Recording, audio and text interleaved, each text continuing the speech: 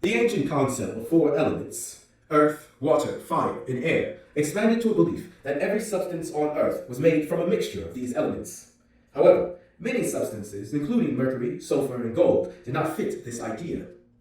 Over the last 300 years, chemists have followed a long series of clues to reveal the true nature of elements, their atoms, and what happens to them during chemical reactions.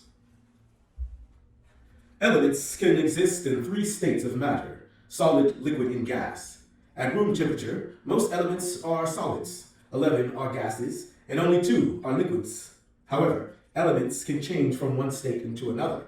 These changes don't alter the atoms of these elements, but arrange them in different ways.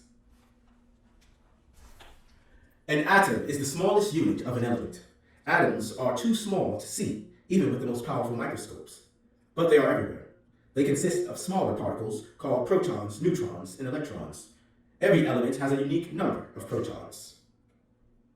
The number of protons in an atom of an element is called the atomic number. The atomic number of an atom identifies the element it belongs to. Every atom also has an equal number of electrons. For elements found naturally on Earth, hydrogen has the smallest atomic number, 1, while uranium atoms have the highest atomic number, 92.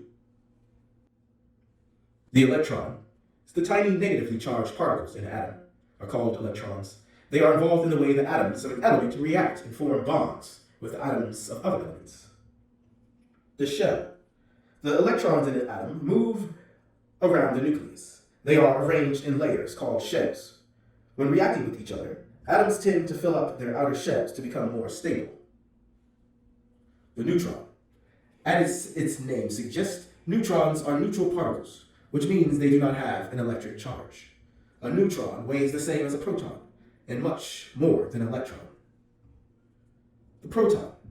Protons have a positive electric charge. This charge attracts the negatively charged electrons, holding them in place around the nucleus.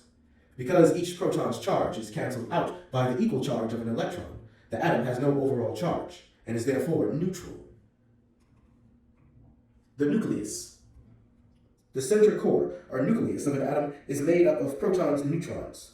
Nearly all the mass of the atom is packed into the nucleus, and this gives every element a unique atomic number. Isotopes. While every element has a unique number of electrons and protons in its atoms, the number of neutrons can vary. These different forms are called isotopes. For example, helium has 2 isotopes. One contains 3 neutrons, the other has 4. Electromagnetism. Atoms work like tiny magnets. A force called electromagnetism holds them together. It makes particles with opposite charges, such as protons and electrons, attract each other. Those with similar charges repel each other. A magnet is an object in which the magnetic forces of the atoms attract and repel other objects. An electromagnet develops magnetism when an electric current runs through it. The periodic table is a useful way of organizing the elements.